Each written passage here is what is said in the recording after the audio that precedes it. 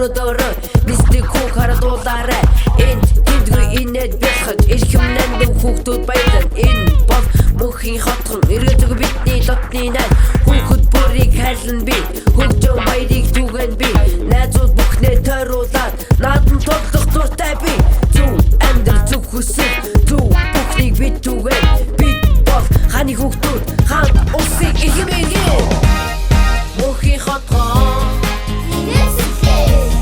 мөнхийн хотхон бидний найзууд мөнхийн хотхон итгэж найзууд мөнхийн хотхон үргэж хамтдаа тэрийг хатаа нэстэггүй нааш ирж юм бүх шудархан басан ямар гоё юм бэ мөнхийн хотыг итгэж тийм байна ямар гоё юм бэ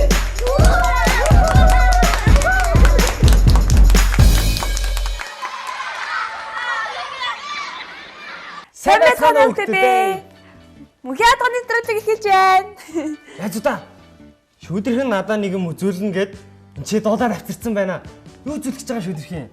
Би ч яг юм үзүүлэхгүй л дээ. Гэхдээ өнөөдөр хоёулаа шинийг санаачлагч болъё. Шинийг санаачлагч аа. Шинийг санаачлагч гэж юу юм бэ? Шинийг санаачлагч гэдэг бол ямар нэгэн зүйлээс шин зүйлийг гаргаж ирэх бас эсвэл бүр аргуу хаосноос ямар нэгэн шин зүйлийг гаргаж ирэхийг шинийг санаачлагч гэж нэрлэж байгаа байхгүй юу? Ойлгосноо нэстэггүй. За зааж ойлгохгүй. За тэгвэл чи хоёрыг харандаа хэрэглэе заяа. Энэ юу вэ? Харандаа. Харандаагаар бид нар юу хийдэг вэ нэстэггүй? Зураг зурдаг. Зүйтэй өөр харандаагаар юу хийдэг вэ? Өөрөө Зурсан зураг яадаг вэ? буддаг. Зүйтэй харандаагаар зураг зурдаг, зурсан зургаа буддаг. Энэ хоёр зүйл харандааг ашигладаг тийм ээ. За тэгвэл харандааг энэ хоёроос өөр зүйл хийж үзье харандаагаар. Өөрөө. Тийм. Өөр юунд хэрэгжилж болно гэж. Харин юунд хэрэгжилж чадгаа хоёулаа жаахан бодъё да.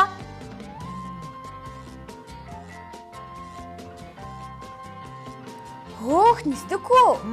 Чи энэ гар нэрээ мингтэй юм биш үү? Чи эндээ хараа. Эндээ мингтэй юм биш үү?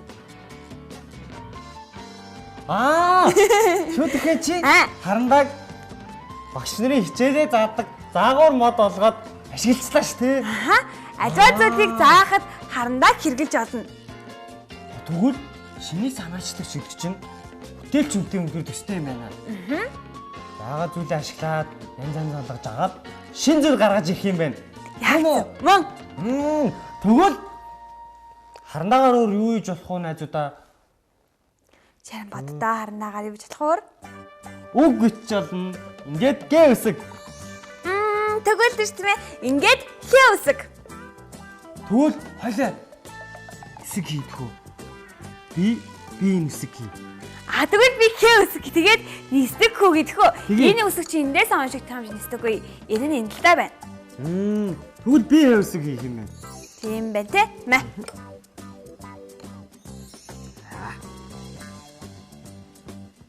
Гэт.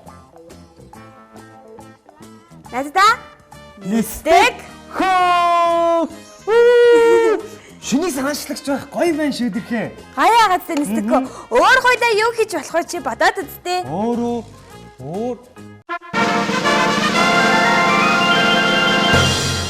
Тэгвэл хоолн дээр шүүдэрхээ. Шинийг санаачлагч байгаад яг хүнтэй адилхан хэлбэртэй хоол хийж олно. Нэрээ тийж чадах юм биш тийм ээ. Жигтэй, нүдтэй, хамартай, антай. Тэгээ бас гар хөлтэй. Өөр өшөө олон юун дээр ч хамаагүй энэ аргыг хэрэгжилж авах юм байна шүүдэрхээ. Би бас тэгж бодож байна. Харандааг маш олон зүйлд ашиглаж болж байгаа шиг бидний эргэн тойронд байгаа зүйлсийг ч гэсэн өөр өнцгөөс нь харах юм бол олон зүйлд хэрэглэж болдгийг бид нар мэдэж авч чадна тийм үү? Шүүдэрхээ. Нэрээ хотнаагч өнөөдөр юу их бол? Наагшоо. Би сайн мэдэхгүй байна. Гэтэл манай одноогч цаасаар бас их сайн шинийг санаачлагч бүтээлчээр ханаж хүүхдэд бидэрт маш олон сонирхолтой зүйлс зааж өгдөг тийм ээ. Одноогч маань шинийг санаачлагч бас бүтээлч үе юм байна шүү дээ. Тэгвэл хоёлаа Аднагшаага мөнхийн хатны номер 1 шинийг санаачлагчаар тодруулах уу? Yes, тгий.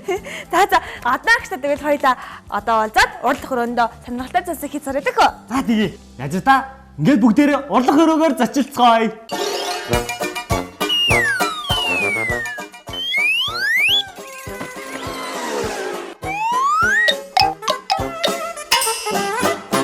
Сайн байцгаана уу? Өнөөдрийн урлах өрөөнд тавтай морил бүгдээрээ өнөөдрийн хийх зүйл маань титэм хийж сурах болно. Тэгэхээр ийм титмийг бүгдээрээ хийж сурцгаая. Та нар хиймээр байна уу? Тэгвэл хамтдаа цаасаа бэлтгээд, цавуугаа бэлтгээд суугаарай. Биднэрт тэгш 15 см-ийн цаас хүн болгоны толгойн хэмжээ өөр өдөг учраас магадгүй 8, 9 ширхгийг бэлтээрэй. Тэгээд энэхүү цаасаар хийцгээх болно. Бүгдээрээ цаасаа бариад эхэлцгээе. Цаасныхаа голоор гурвалжилж нуглах болно.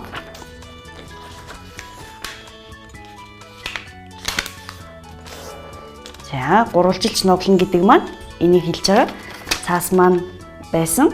Тэгээд яг голоор нуглаад гурвалжин хэмжээтэй нуглаж өгнө. Үүнийгээ дэлгээд бас энэ голын зураасны дагуу хоёр үзүүрийг хооронд нь нийлүүлж нуглана. За та нар хараарай.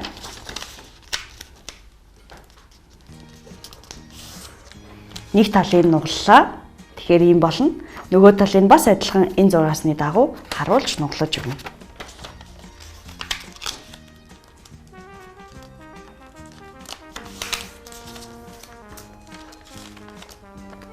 За, ингээд нугалчихна. Ингээд нуглах юм бол бүгдээрээ одоо нугалсныхаа дараа буцааж дэлгээд сайн харуул бас адилхан энэгээр зураас гарсан байгаа.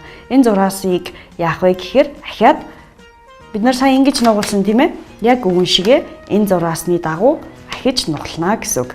За та нарт харуулъя. Давхарлаж жижигхэн гурвалжилж нугалж өгөх ёстой гэсэн үг. Нөгөө талыг бас адилхан нугалж өгнө. За ингээ харуул биднэрт эхлээд том байсан те тэрнийхээ талаар нь нугалж өглөө. Одоо ингэж нугалсан нуглаасаа давхарлаад тэр чигээр нь эргүүлж өгнө. Нөгөө талаа бас адилхан энэ давхарлаад эргүүлж өгнө гэсэн үг.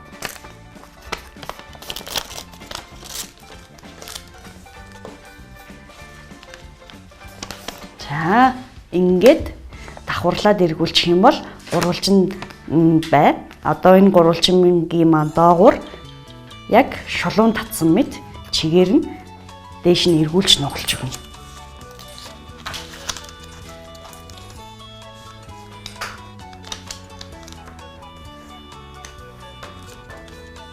Одоо ингэхээр бидний нэг цаасаар хийх зүйл маань нуглаас маань дуусж байгаа. За хүүхдүүд та нар ахиад дагаад хийгээсэй гэж хүсэж байна. Нэг нуглаасыг сурлаа. Одоо үргэлжлүүлээд яг энэ нуглаасаа дахиад хий. Магадгүй сая хоцорсон хүүхдүүд байж болно тийм үү? Тийм учраас хамтдаа ахиад нуглая. Цаасаа барьлаа. Доод үзүүр, дээд үзүүрээ нийлүүлээд гурвалжилж нуглаж өгөх хэрэгтэй.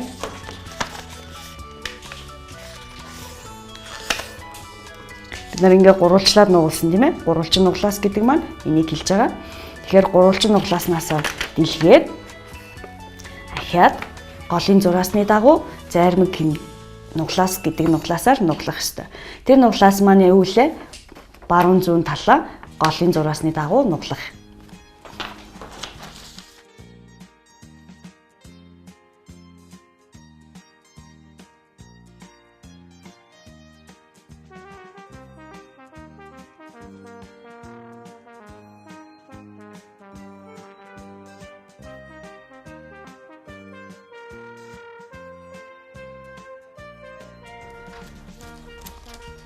За, ингэж нугалахыг маань зайрмаг нуглаас гэж байгаа. Зайрмаг нуглаас маань гол эхлээ гурвалжилж нуглаад голын зураасныхаа дагуу нугалахыг хэлж байгаа. Одоо дэлгээд дэлгэх юм бол зайрмаг нуглаасны энүүгээр бас нөгөө талаар нь зураас гарч ирсэн байна. Энэ зураасны дагуу нуглана.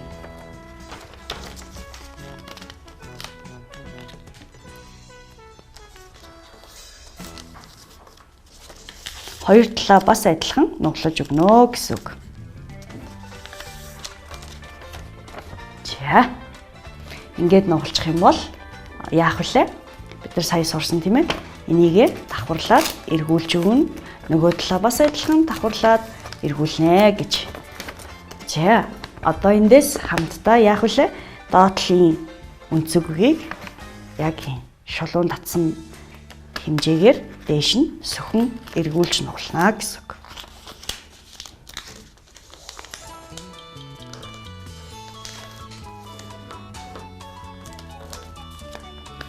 За ингээд бэлэн боллоо тийм үү?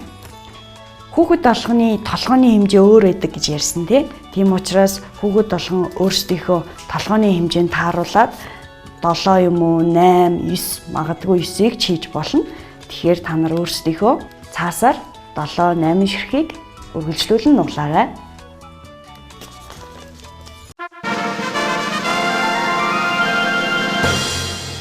Наах талаар би та нартай зааж өгье. Нэг тарах цахаасаа явхуулаад нөгөө зах хүртлээр наана. Тэгэхдээ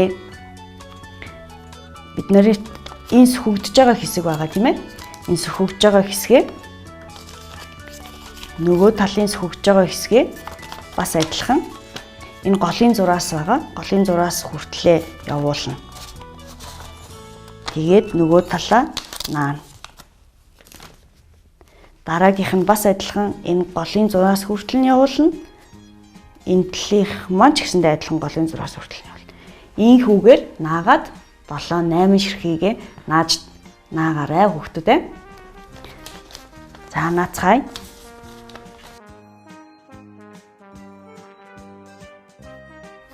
Нааж өгөхдөө тэгшхэн байх хэрэгтэй тийм ээ.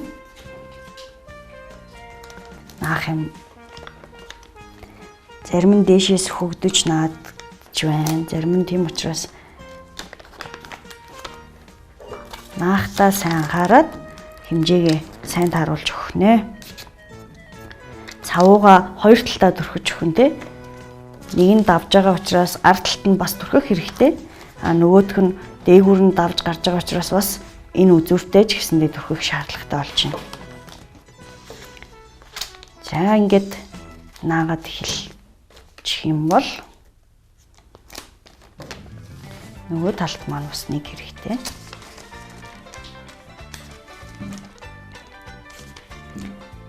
Та бүхэн захаасаа ч эхэлж болно, голоосоо ч бас эхэлж болох юм тийм ээ. Голоосоо эхлэх юм бол голынхоо цаасыг ямар өнгөөр бас арай гоёор хийж болох нь шүү дээ. Тэгээд эхлэвэл бас боломжтой байх нэ.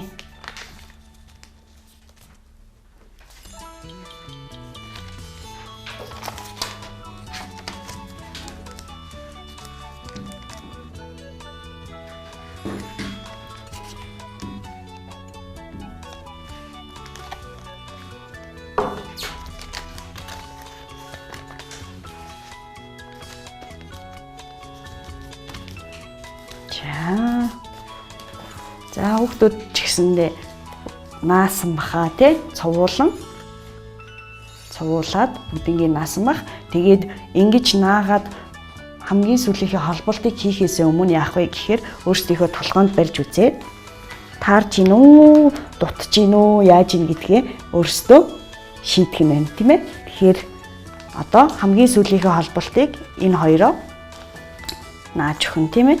Цавууга түрхсэн байсан учраас минийх их амархан наалтчихээн.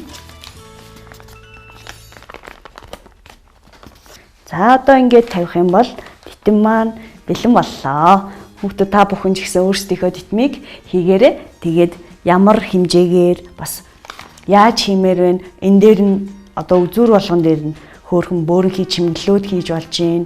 Тэгээд бас эднэр дээр нь магадгүй нэрээ бичин, өөрсдийнхөө найзуудыг бичиж олно.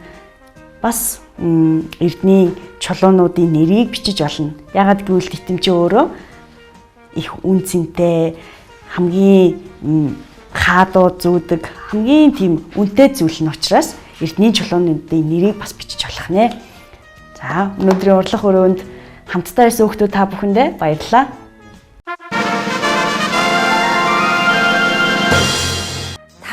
язаа зүйлийг хийхдээ за зэнийг яаж бүтээлж хийх вэ гэдгээ үргэлж бодож шинийг санаачилж байгаарай. Ингээд өнөөдрийн мөнхийн хатгах нэвтрүүлэг өндөрлөж байна. Найзуудаа бүтээлч байж мөрөөдөлтөө нисцгээе. Найзуудаа харанхуйдч гэрэлтцгээе. Хааны хүүхдүүдээ баярлалаа.